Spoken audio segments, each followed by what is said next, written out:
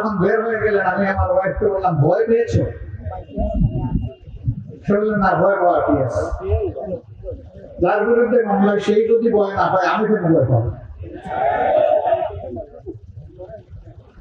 সম্মানিত ভাইরা, চেষ্টা করা হয়েছে, কসরত করা হয়েছে। আমি কোলাউড়াবাসীর কাছে ঋণী।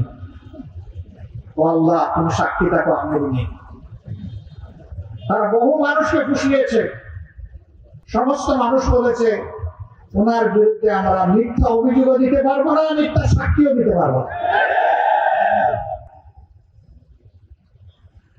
আমার হিন্দু সম্প্রদায়ের ভাইয়েরা, তাদেরকে এই কাজে ব্যবহার করতে চাওয়া হয়েছিল।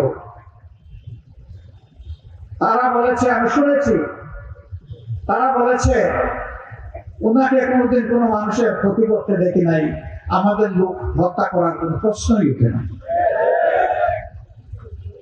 এরপরে জায়গা বদল করে আরেক জায়গায় চলে গেছে, যেটা 23 মাইল দূরে।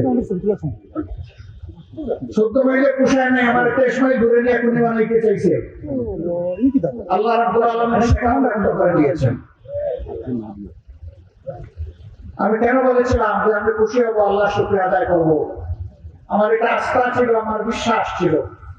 আমি ওই সময় জামাত ইসলামীও করতাম না, জামাত ইসলামী ছাত্র সংগঠনও করতাম না।